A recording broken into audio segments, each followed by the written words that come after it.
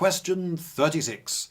If you knew you could devote yourself to any single occupation, music, writing, acting, business, politics, medicine, etc., and be amongst the best and most successful in the world at it, what would you choose? If you knew you had only a 10% chance of being so successful, would you still put in the effort? This is a little bit similar to recent questions, and we'll perhaps touch on some of the same ground. Which of them would I choose? Okay, music. I mean, I'm not an accomplished musician, but I'm musically talented. Damn it! I possibly, if I'd learned an instrument when I was young and had really devoted myself that way, I could have been a great success in music.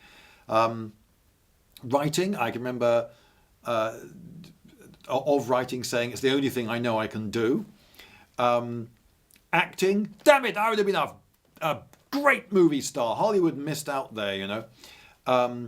Business, not immediately appealing, but if you're actually successful and good at something, then it's sort of becomes satisfying and fulfilling, I would have thought. So yeah, it could have been business. Politics,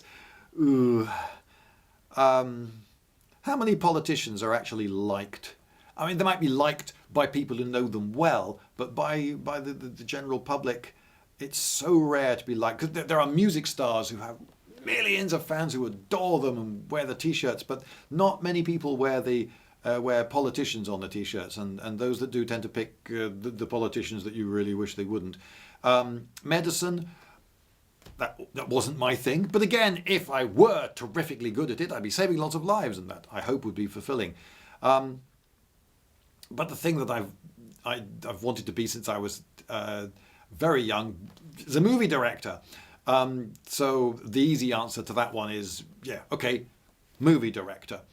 And being the best and most successful in the world, that'd be great, because I'd go around the world and meet all sorts of famous people and be invited to swanky parties, and it'll be marvellous. And if I'm very successful, I'll also be rich. And though I don't believe that money makes you happy, I'd still quite like to be rich. I mean, I'd rather be rich than be poor. Now then, if I knew that I only had a 10% chance of being so successful, would I still put in the effort? This is disappointingly easy for me to answer because I already have. I spent a lot of my teens making movies in the hope that I would then go on to make movies. Then after university, I spent many years trying to break into film and or television. Film was sort of hopeless in that I knew absolutely no one involved in the industry. I had no insider advantage whatsoever. So stand at pretty much a zero chance of just breaking into movies. So I'd put more effort, I suppose, more practical effort into breaking into telly, and got absolutely nowhere. Do you know, I've never in my life passed a job interview. I've had jobs, but I always got them without an interview by some means. If it's a formal interview, I have never once in my life passed one. I suppose some of them perhaps I deserve to fail, but even when I've done really... There was one in particular. I applied to the BBC so many times, and had some extremely frustrating interviews with them, where they would never let me answer a question. But there was one where I thought, they've got to give me the job. I aced that interview. I thought, great, I'm going to be working for the BBC now. And I think I would thrive in a large organisation working with other people, because then you meet people and that leads to another thing. That never happened to me. So here I am, a one-man band instead. I didn't get the job. And afterwards I rang up and spoke to a lady who was one of my interviewers, and she said, okay, I'll just get my notes. And sure enough, she read some stuff from her notes that made it quite clear that she was referring to the notes that was quite definitely my interview.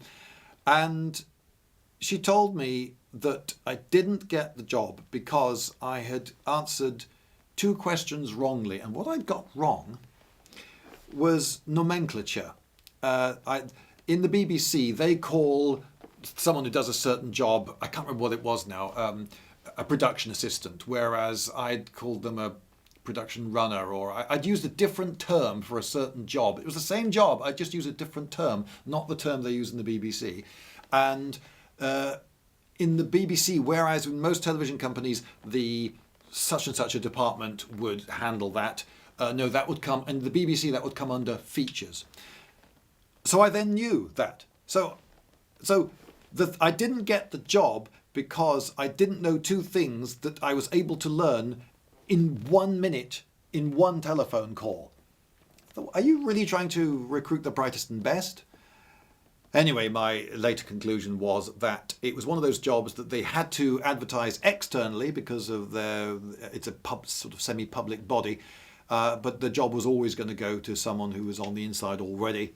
So there you go, BBC, you missed your chance there. You could have had me, you fools! Yes, so I spent an awful lot of my life trying to break into telly and film, and I sort of still am, really. This YouTube channel, I'm trying to up the production, and one of these days I want to make a feature film. The trouble is that making a feature film is so much work that it would take an awful lot away from my channel. So what would be paying the rent while I made the movie? I don't know. I started making what would have been, all added together, a feature-length version of Stoke Mandeville, Astronaut and Gentleman. But it was taking me about 3 months to make an episode because every single shot was an effects shot. So I had to teach myself how to do 3D design and teach myself how to do 3D animation from scratch. And then at a stage which I didn't realize was a biggie, which is taking the 3D designs and then prepping them in such a way that you can then use them in the software. There's a middle stage there I didn't even know existed. And it was taking me 3 months, and I can't. If I make one video every 3 months, also nobody watched it. Nobody watched it. Here, you can watch episode 1 here. Please do, and I hope you like it. You may look at it and think, this looks a bit low budget. Yeah, I had no money. I had no money. So yes, I can say filmmaking, and yes, I'm not saying it's wise, though. Would I advise a child of mine, or you to advise your child, to put all their effort into something that they only have a 10% chance of succeeding at? Well, I'd like to think that there'd be knock-on happy effects. If you put all your effort into becoming a successful musician, and you really do put effort in, it's not just waiting and networking, you actually are learning your craft, then you will become a very good musician. And if you genuinely love music, that should actually indirectly lead to a reasonably satisfying future, I would have thought. And if you do end up becoming a music teacher, well then maybe that'll be fulfilling, and you inspire other people to become musicians, and maybe you play music with your friends in the evenings for fun. And maybe that's the way that music should be enjoyed. So it's a really tricky one. There are some people who desperately want fame and success, and those people perhaps should not be advised to do it because, one, fame and success are not actually the things which give you the happiness, and failure to get those will make you frustrated with the whole enterprise, including the thing which perhaps possibly you might otherwise have loved doing. Yes, don't become a musician because you want to be a famous musician. Don't become an actor because you want to be a famous actor. You should enjoy acting. You should love the craft itself, and the success should be icing on the cake. Yeah. Anyway, so there you go. I squandered my life. Oops. I've still got some of it left though, and perhaps I will make that movie.